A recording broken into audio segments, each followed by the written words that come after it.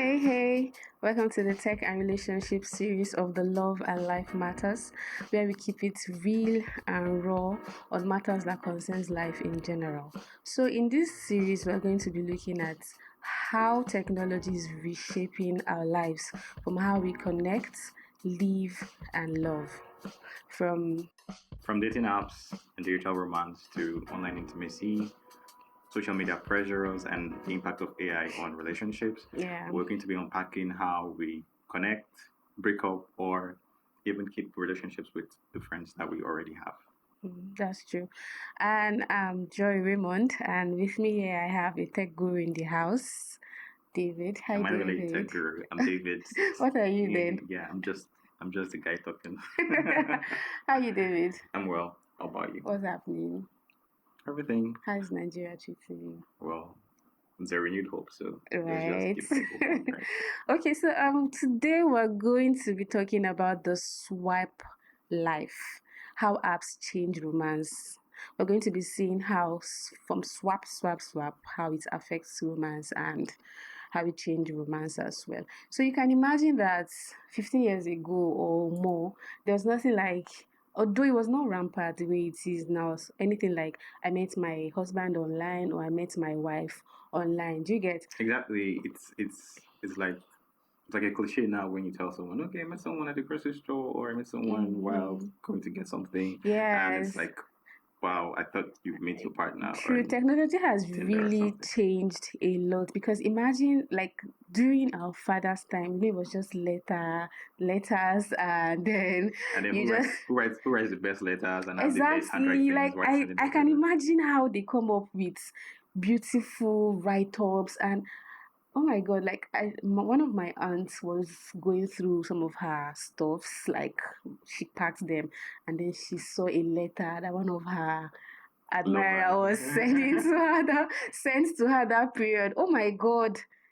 No, they're properly schooled, because you need to see the way this person arranged this letter. There was even was the kiss sign on the letter. And yeah, actually, previously before the digital age where we have tech, a lot of things went down. And actually, you have to be intentional. Yes, imagine sitting down to write. Just get a random message to send to your partner. Right now, imagine sitting down. You can go to AI can construct messages for you. Let me not even lie. Sometimes I get tired of even putting up messages or whatever. I go to my ChatGPT and ChatGPT comes up with something for me. But technology has really reshaped a lot, especially when it has to do with romance and dating. Yeah, and AI will actually do even much more, because AI would bring in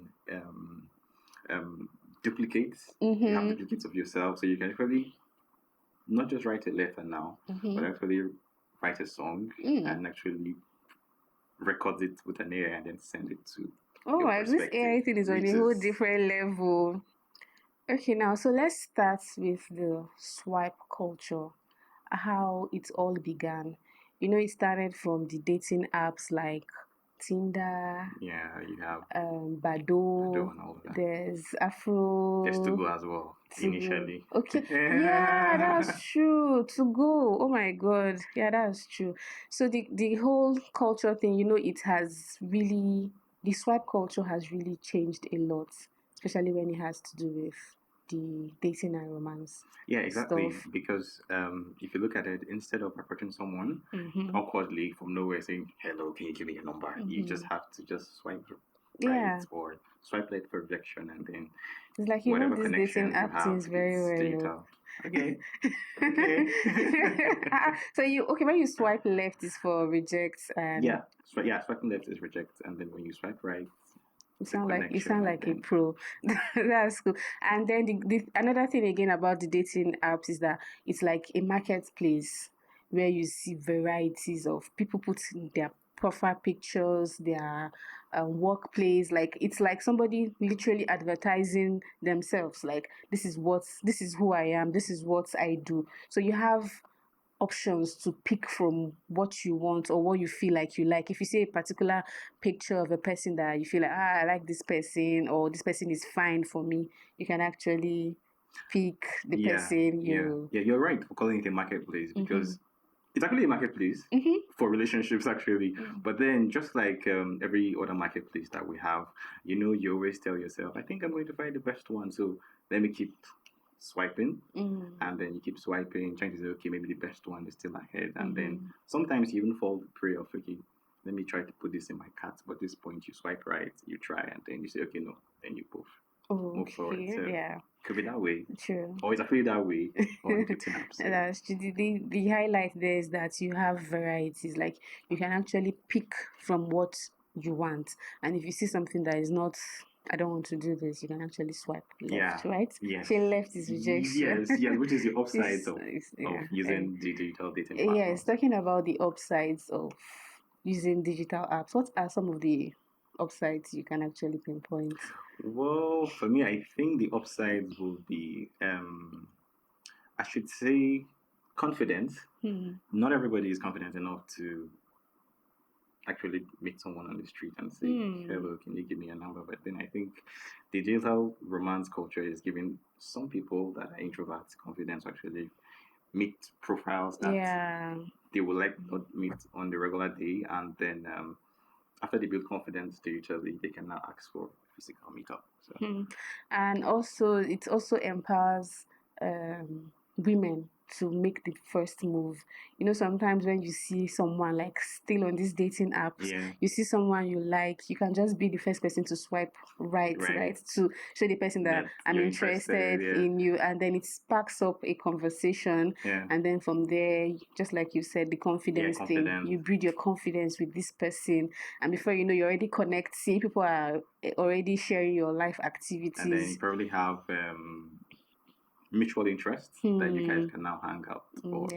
And then that's when you move to the next level that you guys think or you guys suggest to meet physically. And so we've spoken about the upsides of dating apps. So it's cool, it's nice, it's all rosy, but we shouldn't leave out the place of the downsides. You get? Yes, I get the downsides. Downside would be ghosting, and I think a lot of people are actually guilty of that because you realize the conversation is not going anywhere, so you just ghost the person. Or not even the conversation. The conversation might be going out smoothly, but there are people that it's just their defense mechanism. It's their nature. They know how to ghost people. There are people that are scared naturally that when things are going smooth, things are fine for them, maybe because of they've had previous experiences with heartbreaks and all, they are scared that this person will come and mess me up. So they take the first move to leave the person. Okay, so how about those that catfish? Those that catfish guys online, like putting up an impression or an impression of themselves that is not really what it is. Because like it is, it's a marketplace, it's also a place of auditioning whereby everybody's trying to put their best foot forward so they get matched or get a connection as fast as possible. But then it's just you trying to meet up with the pressures, like we said. The digital space gives you that leverage, but then it also gives you that pressure if you get carried away. The digital space is a world on its own. It's a different world because we have people there that are living different lives. They live an entirely different life in the digital space and the physical world itself. We have people that are just out there to mess people up, mess up with their mental health, because there are people that they are fragile when it comes to emotions, and then they know how to connect with people easily, and the moment this person begins to detach from them, it toys with their mental health. There are people like that. Which now leads to frustration. So they're now frustrated, and then you just want to keep swiping to say, okay, who's the next person to match? It's aside frustration, it also leads to depression, and you now start hearing stories of suicide, story of somebody is already at the Lagos Bridge. Exactly. Somebody's already addicted, trying to do drugs or whatever just to get themselves away from that feeling, and you get right. Get that. So the downside, let's not also leave the place of danger out of it. It's we've heard stories.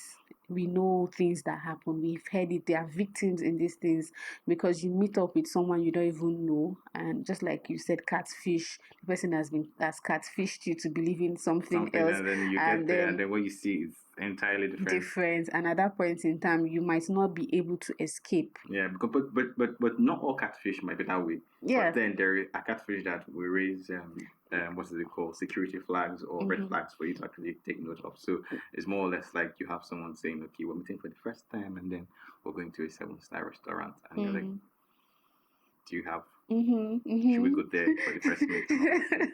Let's leave that one for another day, but let's not miss out the place of the downsides of dating apps and all. So now let's talk about the future of these dating apps. Yeah. Right? Do you think dating apps has come to stay forever, or what do you think? Yes, I think the dating app has come to stay, and then the future is going to be interesting. We mentioned AI in respect to relationships. Yes. So AI is going to evolve. So unlike having to swipe left and right, so now we're looking at where social media has matching mechanisms with the use of AI, whereby from your profile, your bio, when you post, automatically matches you with someone else. So I think it also takes out that swiping trauma, or if you get frustrated and all those stuff. So it also help. It also curb the security aspect of it. Like when you say somebody is being catfished. So I think there should be a mechanism anyway to find irregular login activities and all those stuff. Yeah, and still speaking of this AI thing, now when you download an app, they'll be like, allow access to all activities on your phone. Yes, exactly. So you see, this AI has literally gone through your data. It has your data, right? And then it has the data of another person, and then it will check if, okay, these two people, they might be compatible. They should be compatible. Yes, and then now it's a match and all. This dating app thing was not so rampant in Nigeria before, but right now we have lots of dating apps. Yes, and then they serve like a mirror. It's more or less like you're imagining something or you're having an activity, and probably the next time you're on it, you're seeing similarities or something related to it, and then it's matching with what you have in mind. It's just like when we search for an ad, for instance, and then we go online. Let's say we go to Facebook, for instance, after checking Google for chocolate, and then you're seeing chocolate. So same thing would be implemented when it comes to dating. So when probably you're having a discussion or a call with someone on Tinder, and then, well, that's a sort of privacy issue, but then there might be a way to actually find how to connect dots of saying, okay, these are your interests, and then this interest should lead to make you connect to the next person or this person you're suggesting. True, that's true. Okay, so here's what I think. I think the dating apps, or what we have to connect with people, the thing to connect with people, are still there, and then they are valid. But then it doesn't change the goalpost from what we're looking for. What we're looking for is actually connection, people who understand us, who we can connect with, and then just have a good time with, because we're not going to live forever. So it's true. It shouldn't change the fact that we are trying to find real love. Yes. Love that would last forever. Love that would stand the taste of time. Like, right? That's how they say it. So it doesn't change the fact that because of the rules has changed, because of the dating app, that now we're just there. We shouldn't miss out the place of the intimacy and the real connection. Yes, and that's why we're here for you guys, because we're here to unpack on how the modern world is changing, how we connect with people. It could be friends, it could be finding meaningful relationship that leads to meaningful lifetime. Yes. So just keep it real with us, and we'll see you in the next episode. Yes, guys. Thank you for joining us.